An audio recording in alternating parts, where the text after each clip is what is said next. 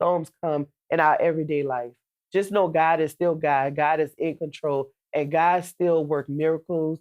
God still do things every day that's blowing people mind. I know we get caught up in, things that's going on in the world, but God is above all of that. And they overcame him by the blood of the Lamb and by the word of their testimony. A series of testimonies of God's saving and miracle working power. In episode 2, we're talking to Kimyatta Williams on how she ended up in Texas, went through some trials and tribulations, but God had a blessing waiting for her. Let's check it out. Hi, my name is Kimyatta Williams, and this is my testimony how I got saved and ended up at Smoking for Jesus ministry. I'm originally from New Orleans, and I came to visit my sister in December, but before then, I was in a real bad toxic relationship that I just was tired. I just needed something different, a change, but I didn't know God was working something in the back end. December of '07, I surprised my sister. We was originally supposed to come in November for Thanksgiving, but me and that relationship, we had a real bad argument and we just didn't make it. And I was just tired. I just needed a break. So I got with my mom and my dad and we decided to surprise my sister to come for Christmas, to spend Christmas with her, not knowing, what all was going to take place. So we all got in the car. We drove out here. I just remember, coming and everything was good. And me and my mom, we was able to have some tough conversations about stuff that happened in my childhood. And I just felt at that time it was peaceful and a lot of healing was taking place in a short period of time. And I just remember telling her, we were sitting outside and it was cold. And I remember telling her, it's just so peaceful. And she was like, yeah, it is. Well, they had a church service, a year-end celebration, and we had attended that.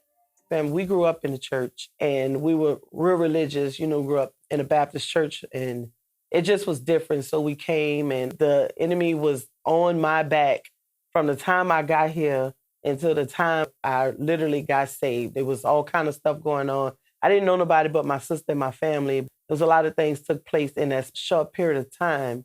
Pastor was preaching. It was something that I never really heard, like somebody that's real, like in your face, like not sugarcoating nothing. And it was like literally he was like in my face, not in my face, but the words was me and it just was tugging at me. And I went up for salvation. I had a job that I was working on because before Katrina and before I got here, I was working full time. I was going to school full time. I was a full-time single mom. We talked about it and I told my sister, and I was like, I don't know, I really feel like I need to be here. And she was like, well, you need to just come. And I was like, well, I can't just come. I got responsibilities. I got a job. And I had been at that job before Katrina and after Katrina. Me and my mom and my dad, we talked about it. And it was like, okay, well, let's try something different. So I told my sister I was going to go back home and give my job a 2-week notice. And she was like, no, you're not telling the truth. You're not coming back. I was like, yeah, I promise I'm coming back. And she was like, I don't believe you coming back. She was like, you always say you're going to come and you don't come. So I was like, no, I'm coming back. So she was like, well, if you coming back, leave your boys. I was like, leave my boys. And she was like, yeah, leave the boys. I was like, I'm not going to leave my children. She was like, well, that's how I know you're not coming back. I was like, I'm coming back. So I agreed to leave my boys and I took her oldest daughter with me. So we kind of, little thing, you take mine just to make sure I was coming back. So I went to my job. I explained to him what was going on and he knew about the toxic relationship and stuff. So he honestly, and that's how I knew it was the Lord, because when I went back home and I talked to him and I did my 2 weeks, I was going to do 2 weeks and he was like, you don't even have to do that. He was like, I understand and I get it. I was like, okay. So he was like, well, how much, do you have everything you need to move? And I was like, well, not really, because I was a single parent, 2 kids. I was pretty much check to check. He was like, well, do you have everything you need? And I was like, well, it's going to work out. So we was getting ready to move. I think it was like a Saturday. And he called and he was like, did you leave yet? No, I didn't leave yet. Well, I'm going to come to your house. I thought he was just coming to give me a goodbye or whatever, but he gave me a check for $2,000 for me to, pay for expenses, to get on the road and stuff, just to make sure that me and the boys were straight, because he always looked after my boys. To me, that was just another thing of God just moving, and that's saying that it's okay and this is what I'm supposed to be doing. We took the trip, we came back, and we had an apartment and everything. My sister had got us an apartment. Everybody had their own thing. I found a job, which I didn't work for a while, and it was unusual for me because all my life, that's all I did was work. So out here, it was unusual for me to not work as much, but, God do what he do. After that, we started getting settled. And I remember my cousin that I grew up with in church, and she was like, "You doing okay out there?" I was like, "Yeah, I'm fine." She was like, "You sure?" I said, "It's just so different. It's like now I know the truth, about the Bible and how I should live and stuff like that." And, she was shocked that I wasn't cussing, I wasn't smoking weed, I wasn't drinking. She just thought it was amazing to her. And everybody I came in contact, I was telling them, I was like, it's just so different. And before I got here, my sister, she was at the ministry. I used to call her all the time, like if I was going through stuff. And I was like, well, she, in church, she's supposed to be saved, let me talk to my sister or whatever. And I would call her. She was like, Yada, that's what everybody called me, Yada. She was like, Yada, I'm gonna call you back. I gotta go to church. I'm on my way to church. And I'm like, man, you always in church. And I was one of those people, it don't take all that. You know what I'm saying? You don't even have time for me. And I'm definitely grateful, for even the little time she did, pour into me and stuff. But it was like, I had to be here to actually get it. And I think just the little stuff that she was saying, it just was getting me closer to where I needed to be. So my other sister that was here, she was single. So we got here like late Saturday night, I remember. And I didn't get a chance to go to church Sunday morning because we was tired from the long drive and stuff. And she came to the house, to my sister's house. We were staying at my sister's house. And she was like, "You want to come with me to singles?" And I was like, "Yeah, I guess." So I came in there and I'm looking around and I'm like, what is this? Singles, okay, And I seen, everybody talking or whatever. So I remember a few singles later, I kept coming and Pastor was teaching about how we should live as singles. I'm looking around and he was saying, pray and ask God for a husband and this. And honestly, I do believe God had told me a long time ago that I was going to be married. And I think that's why I held on to that toxic relationship, because for some reason, I honestly thought that was going to be my husband. But it wasn't. So I do remember God telling me, that he was going to bless me with a husband. I'm not going to be single with the kids all my life. So I remember going to singles one time and I'm looking around and I'm like, wait, this all they got to offer? It wasn't nobody like that I was used to, like dating, like what they call your type. It wasn't there. So I just kept going and going and going and going. Fast forward some years later, I was praying again and God was like, I'm still going to bless you with a husband. And I was like, no, no, my husband ain't here because, and he was like, I'm still going to bless you. And I was like, no. I was getting tired here. I was tired. I was being a single parent. My boys were getting old at the time. They were in sports, football, basketball, track, everything. So that means I'm working. I'm going back and forth, practice, games or whatever, trying to, be there for them. I had a dream one night, and for a week long, I had this dream. Every night, it would be me walking down the aisle getting married, but I could never see who the person was. I would just go back and forth, and every night I was like, all right, Lord, tonight you're going to show me the face, show me his face, and he would not show me his face. I was talking to Pastor. I was like, look, I don't know what this means. I was like, but this, it's kind of getting on my nerves. I'm tired of the same, dream, and I don't know what's going on with this dream.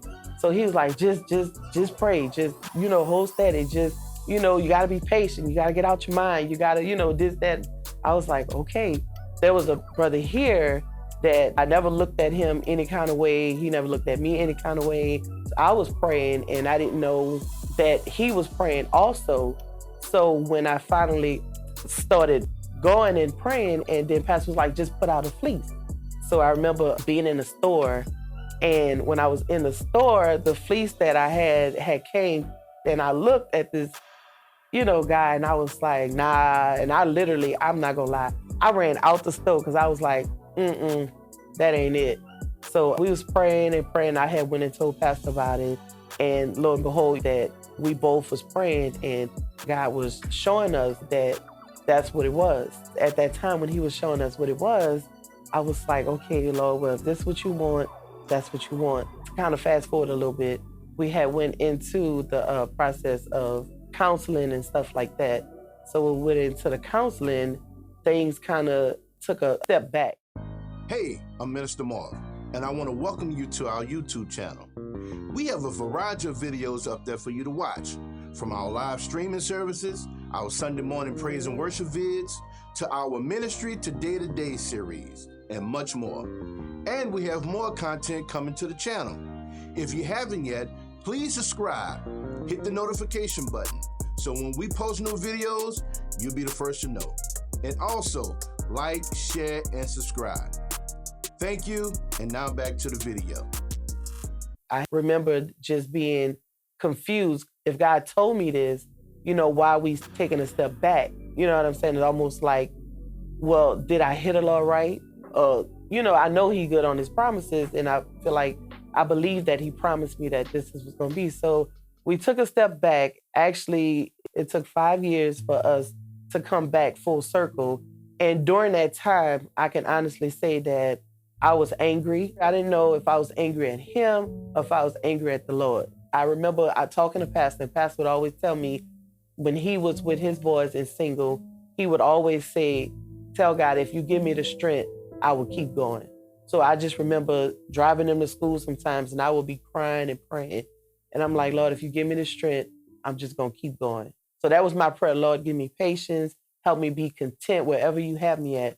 Fast forward 5 years later, somebody else was getting married and stuff. So that came about again. And I had left it alone. I was like, okay, it's over with. So we went to the wedding, and that was a whole nother thing. God had put that thing together.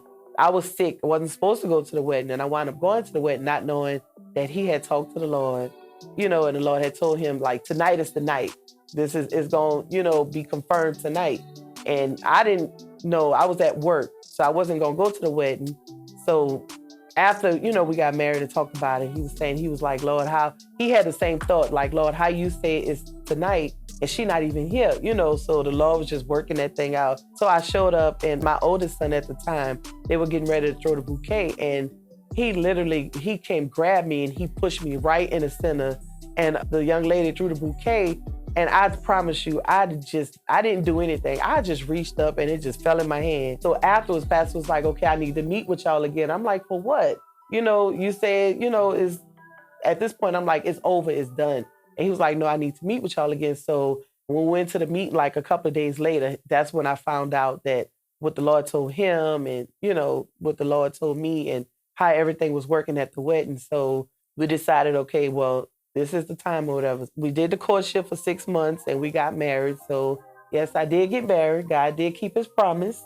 And I am forever grateful for that, because you just don't know what God is doing. Like I say, what I was looking at wasn't what God was looking at. We got married and we had our son. So we have 3 kids now. My youngest son, he's 6. When I got here, my boys were 6 and 8. This year they'll be 24 and 22. God has done so much for me and my family. My mama, she passed away almost 2 years ago. And I thank God for even, I know it's my testimony, but even her, getting here and God really saving her. And I know she made it, to where I want to be. We were always like close. She was always at my hip. No matter where I went, what I did, we was always together. We was at an event. I don't know if it was a party or something. And she was telling Pastor, she was like, I just pray God keep me here long enough to see her get married and have another kid. That he was able to fulfill that for her. She got to meet my son, love on him. He was maybe like 4 when she passed away. I'm forever grateful to God for that too.